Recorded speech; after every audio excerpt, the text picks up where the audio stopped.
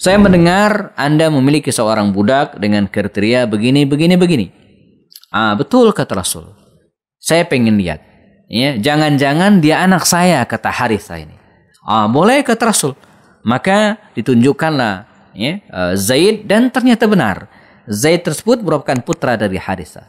Ya, kata Rasul, kembalilah engkau kepada ayahmu. Tapi apa yang kemudian terjadi? Kata Zaid bin Harithah, tidak ya Muhammad. Ya, saya ingin tetap bersama Anda. Ini luar biasa. Nabi itu tuannya dan dia adalah budak. Dan di depannya ada ayahnya. Bagaimana mungkin ada orang yang memilih untuk menjadi budak, gitu kan, bersama tuannya dan tidak mau bersama dengan ayahnya? Apa yang dijelaskan dari peristiwa ini? Ini menunjukkan tentang akhlak baginda Rasul SAW yang begitu luar biasa, bahkan terhadap budak sama sekali. Jadi kalaulah baginda Rasul itu bukan orang yang baik, bukan orang yang menghormati dan menyayangi budaknya, ya, maka tidak mungkin Zaid bin Harithah memilih Rasulullah dan mengabaikan ayahnya, tidak mungkin. Bersama kami belajar sirah Nabawiyah untuk memahami sejarah hidup Rasulullah SAW dan para sahabat melalui video-video pendek, diskusi dengan para tokoh dan pakar lewat program kelas Kupas lewat obrolan santai. Apapun masalahnya, dikupas dengan cara yang santai dan penuh keakraban.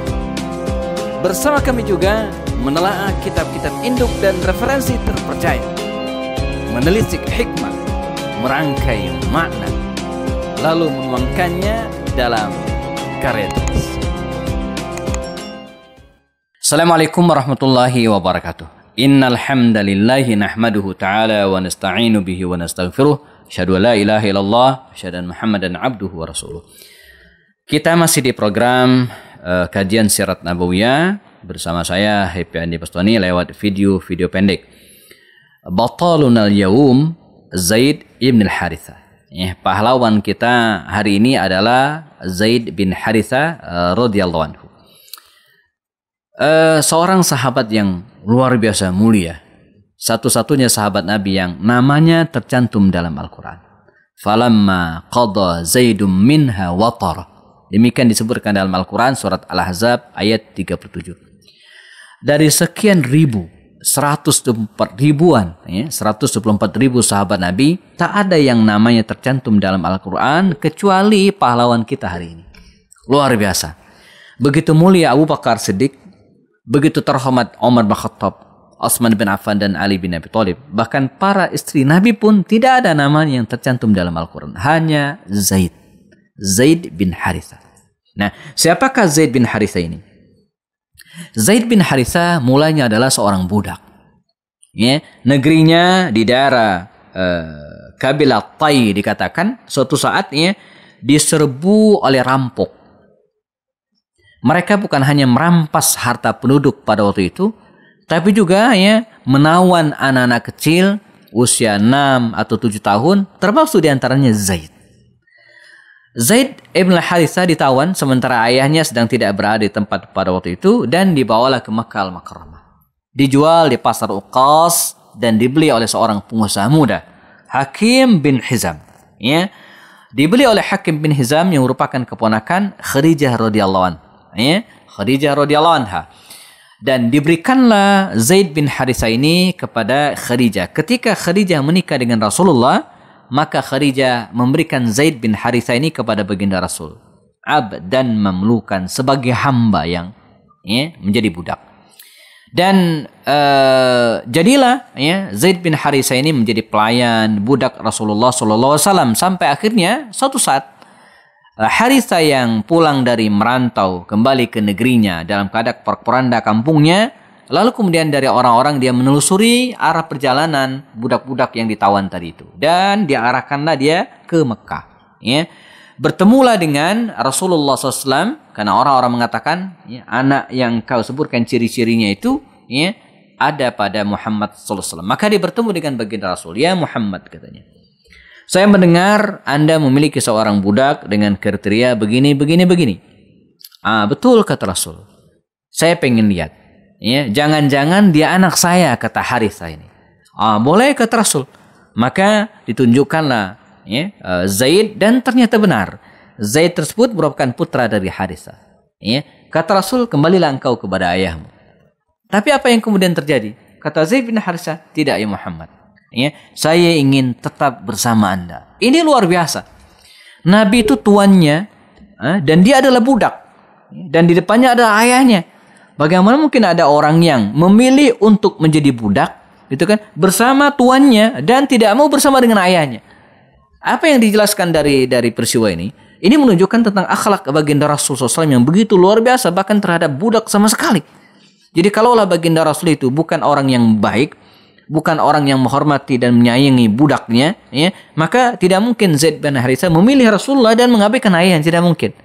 Ya, walaupun sudah dipersilahkan oleh Rasulullah untuk kembali kepada ayah, tapi Zaid tetap memilih Rasulullah. Ya Muhammad, saya akan tetap memilih Anda.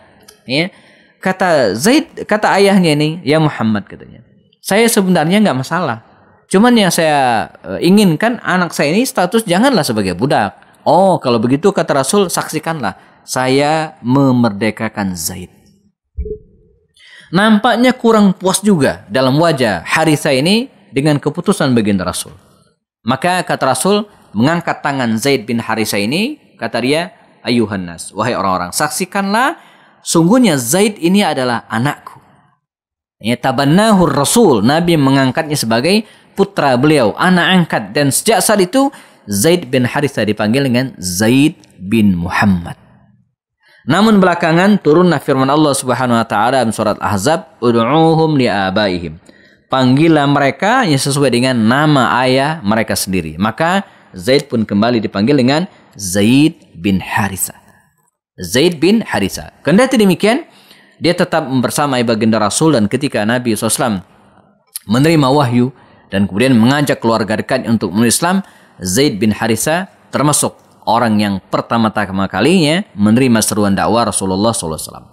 Nah, demikian juga ketika baginda Rasulullah SAW berencana untuk hijrah ke Taif, berdakwah ke Taif, dari sekian banyak para sahabat Nabi yang mendapatkan kehormatan, diajak beliau adalah Zaid bin Harithah. Jadi Zaid bin Harithah ini diajak oleh baginda Rasulullah SAW hijrah ke Taif. Walaupun pada faktanya mereka gagal, diusir oleh penduduk Taif, tapi demikianlah kemuliaan Zaid bin Harithah radhiyallahu anhu. Dan tidak sampai hanya di situ. Ya, baginda Rasul juga punya seorang budak, ya, yang warisan ayahnya, namanya Barakah bintu Sa'labah. Barakah bintu Sa'labah ini menikah dengan seorang laki-laki dari Madinah dan kemudian melahirkan seorang anak namanya Aiman, maka dipanggil dengan Ummu Aiman, pengasuh Rasulullah SAW. Ketika dia dipisahkan, ada yang mengatakan suaminya ini meninggal dunia, ada yang mengatakan dipisahkan, maka jandalah Ummu Aiman. Maka Nabi mengatakan, siapa yang pengen menikahi wanita penduduk surga, maka nikahilah Ummu Aiman. Maka angkat tanganlah Zaid, analah ya Rasulullah, saya Rasulullah. Maka menikahlah Zaid bin Harithah dengan Ummu Aiman, dan belakangan lahirlah seorang anak yang begitu terkenal, namanya Usama bin Zaid. Seorang pemuda yang kemudian menjadi panglima perang termuda jelang baginda Rasul meninggal dunia. Nah, Zaid bin Harithah juga disebutkan tadi bahwa dia satu-satunya sahabat Nabi yang namanya diabadikan dalam Al-Quran. Nah, bagaimana ceritanya? Mengapa atau bagaimana mungkin nama Zaid bin Harithah ini ada dalam Al-Quran? Ya, kita akan bahas pada sesi berikutnya insyaAllah. Tetap bersama kami, akan kembali setelah yang berikut ini.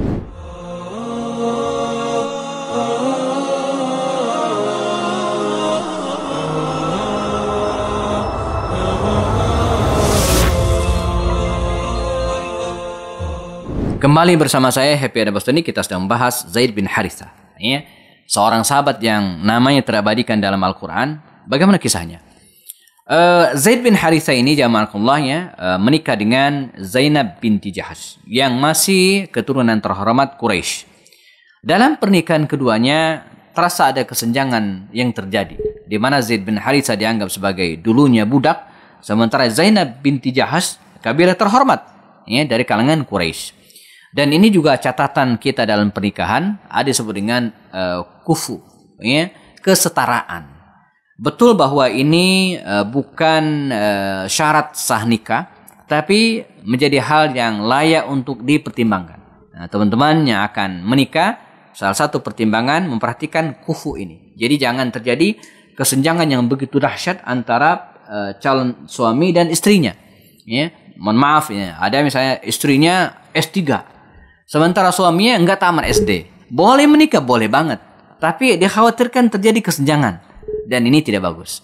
Atau misalnya istrinya misalnya gajinya gede besar, sementara suaminya tidak seberapa. Terjadi kesenjangan yang tidak seimbang. Ini harus jadi perhatian. Ya. Nah, akhirnya diputuskanlah oleh Zaid bin Haritha, ya, lalu dia menceraikan Zainab binti Jahsy. Nah, setelah selesai masa iddahnya, lalu Allah SWT menikahkan Zainab ini, ya, dengan Rasulullah SAW.